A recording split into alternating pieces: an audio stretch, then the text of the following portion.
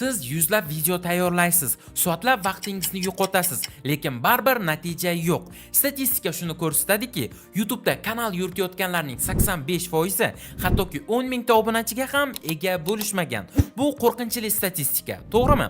Shuning uchun agar siz 100 minglab obunachiga ega bo'lishni istasangiz, chinakamiga jiddiy mehnat qilishingiz va hatto ba'zida o'zingizga yoqmaydigan ishlarni ham bajarishga tayyor bo'lishingiz kerak. Bugun men sizga YouTube kanalingizni bir necha kun ichida qanday qilib tez rivojlantirish mumkinligini bosqichma-bosqich tushuntirib beraman. Agarda tayyor bo'lsangiz, qani boshladik. Mavzuni boshlashdan oldin sizga bir hikoya aytib bermoqchiman. Hammamiz Mr. Beast kimligini bilamiz. Ha, o'sha millionlab, hatto 100 millionlab prosmotrga ega YouTuber. U dastlabki 10 mingta obunachisini yig'ish uchun 400 tadan ortiq videolar tayyorlagan. Birinchi 100 ta videolarda u 1000 ta obunachiga ham chiqa olmagan. Ya'ni monetizatsiya yordamida videolardan daromad olish imkoniyati ham yo'q bo'lgan. Keling, endi qanday qilib siz 10 mingta obunachiga erishishingiz mumkinligini gaplashamiz. Buning uchun sizga Mr. Beast kabi 400 ta video tayyorlashga hojat bo'lmaydi. Avvalo, kanalingiz o'sishini xohlasangiz, faqat obunachilar soniga e'tibor qaratishni to'xtating. Bu g'alati tuyulishi mumkin, lekin YouTube algoritmi aynan shunday ishlaydi. Masalan, ba'zi odamlar kanalingizni doimiy ravishda tomosha qiladi, lekin hech qachon obuna bo'lish tugmasini bosmaydi. Men o'zim ham shundayman. Rostini aytsam, oxirgi marta qachon qandaydir kanalga obuna bo'lganimni eslay olmayman. Chunki algoritm shu darajada yaxshi ishlaydiki, men yoqtirgan videolarim rekomendatsiyamda paydo bo'ladi. Shuni yodda tuting. Agar odamlar sizni obuna bo'lmasdan ko'rayotgan bo'lsa, bu sizning videolaringiz yangi auditoriyaga ko'rsatilmayapti degani emas. YouTube sizning kontentingizni doimiy ravishda yangi tomoshabinlarda sinab ko'radi. Sizning vazifangiz sizni tomosha qilayotgan odamlar uchun yaxshi kontent qilish. Qachondir sizga obuna bo'lgan, lekin o'shandan beri sizning videolaringizni umuman tomosha qilmagan odamlar uchun emas. Agarda kimdir o'tgan hafta sizning videongizni oxirigacha ko'rib, lekin obuna bo'lmagan bo'lsa, baribir ham u sizning yangi videongizni ko'rish ehtimoli baland bo'ladi. Shunday qilib YouTube uchun tomoshabinning qaysi videoni tanlab ko'rganligi obuna bo'lganlik faktidan ko'ra ancha muhim hisoblanadi. Ya'ni YouTube'da obunachilar emas, doimiy tomoshabinlar muhim. Keyingi bosqich sifatli kontent tayyorlash. Ko'pchilik sifatli kontent deganda faqat qimmat uskunalar yoki murakkab montajni tushunadi. Sifatli kontent esa bu tomoshabinni ushlab qoladigan va unga hissiyot beradigan video tayyorlash hisoblanadi.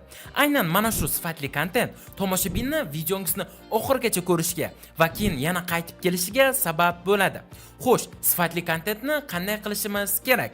Sifatli kontent bu sifatli preview va sarlavhadan boshlanadi. Lekin oldingi videolarimizda preview va sarlavhalar haqida juda ko'p to'xtalganmiz. Shuning uchun endi boshqa yangi jihatlarni ko'rib chiqamiz. Misol uchun, tomoshabin videongizni ustiga bosganidan so'ng eng qiyin qism boshlanadi. Tomoshabin 30 soniyada videongizdan chiqib ketmasligi kerak. Ideal holatda esa video tugaguncha qolishi kerak. Buning uchun esa videongiz bir necha talablarga javob berishi lozim.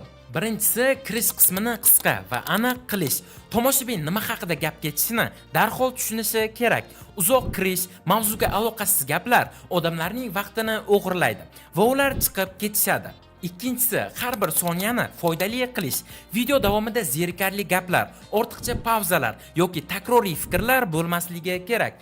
Har daqiqani yangi ma'lumot, misol yoki savol bilan boyiting. Uchinchisi, vizual va audio sifatiga e'tibor qilish. Yomon ovoz yoki xira tasvir tomoshabinni darhol videodan chiqarib yuboradi. Agar ovoz sifati yomon bo'lsa, hatto eng foydali kontent ham e'tibordan chetda qoladi. To'rtinchisi, tomoshabin bilan aloqa o'rnatish. Hikoyalar ayting, savollar bering yoki tomoshabinni o'z fikrini bildirishga undang. Shunda u sizning videongizni nafaqat tomosha qiladi, balki siz bilan aloqaga ham kirishadi. Beshinchisi, kuchli outro tuzing. Videoni qanday tugatayotganingiz ham juda muhim. Yaxshi xulosa, motivatsiyalar yoki tomoshabinni keyingi videoga qiziqtiradigan hook bilan yakunlang. Keyingi bosqich kontent uchun g'oya tanlash. YouTube analitika bo'limiga kiring va eng ko'p obunachi olib kelgan videolaringizni toping. Diqqat bilan tinglang. Eng ko'p ko'rilgan videolarni emas, aynan obunachilar olib kelgan videolarni. E'tiboringizni eng yaxshi 10 ta videoga qarating. Aynan shu videolar odamlar qanday kontent ko'rishni xohlashini ko'rsatadi. Ular sizga qanday mavzular, sarlavhalar va prevyular auditoriyaga eng yaxshi ta'sir qilayotganligini ko'rsatib beradi. Ko'pchilik yosh youtuberlar bir marta muvaffaqiyatli video chiqaradi-yu, lekin uni davom ettirishni xohlashmaydi. Muvaffaqiyatli video qildingizmi, undan maksimum foydalaning. Ikkinchi, uchinchi qismlarni ham tayyorlang. O'xshash mavzuni yana yoritib chiqavering. Keyingi bosqich muntazam kontent yuklash. YouTube'da kontentni muntazam joylashtirish kanal rivoji uchun eng muhim omillardan biri hisoblanadi. Qandaydir sabablarga ko'ra bir necha oylab video yuklamasligingiz mumkin, lekin aynan barqarorlik sizning kanalingizni yangi cho'qqilarga olib chiqadi. Agar siz allaqachon YouTube'da biroz mashhurlikka erishgan bo'lsangiz ham, lekin uzoq tanaffuslar qilsangiz va muntazam video yuklamasangiz, YouTube sizning videolaringizni rekomendatsiya qilmay qo'yishi mumkin. Chunki algoritm eng avvalo doimiy ravishda yangilanadigan kanallarni qo'llab-quvvatlaydi va ularni ko'proq odamlarga rekomendatsiya qiladi. Sifat va barqarorlik bir-biriga zid tushunchalar emas. Siz har doim sifatli video chiqarishingiz va buni muntazam qilish imkoniga egasiz. Oxirgi bosqich trendlarni kuzatish. Yaxshi chiqqan va mashhur videolardan ilhom oling. Trendda bo'lish sizning kontentingizni rekomendatsiyaga olib chiquvchi eng muhim omil hisoblanadi. Masalan, hammangizga ma'lum bo'lsa kerak, mening Vigetta nomli kanalim bor. Bu kanalimda men yaqinda ChatGPT haqida shorts video yukladim va u bir kunda 1 milliondan ortiq prosmotr oldi. Nima uchun? Chunki men trenddagi mavzuni tanlagandim. Undan keyin esa xuddi shunday mavzuda yana bitta shorts video joyladim. Natijada bu video ham bir kunda 700 mingdan ortiq prosmotr oldi. Bu shunchaki tasodif emas, tayyor lifehack. Trenddagi kontentni tayyorlasangiz, algoritm sizning videongizni ko'proq odamlarga ko'rsatadi. Bundan tashqari, trendlar bilan ishlaydigan youtuberlar ko'proq obunachiga ega bo'lishadi. Yangi chiqqan va yaxshi prosmotr olayotgan videolarni takrorlash bu doim yaxshi natija beradigan strategiyalardan biridir. Xulosa qilib aytganda, trendda bo'ling. Siz tadbirkor yoki o'z sohangizning mutaxassisi bo'lsangiz, lekin YouTube kanalingizni rivojlantirishda qiynalayotgan bo'lsangiz, biz sizga yordam berishga tayyormiz. Biz jamoamiz bilan hozirda 10 dan ortiq YouTube kanallarini yuritib kelyapmiz va bu borada sizga ham yordam berishimiz mumkin. Biz sizning kanalingiz uchun 1 oylik kontent rejasi tuzamiz, ssenariy yozamiz, videolaringizni montaj qilamiz, dizayn tayyorlaymiz.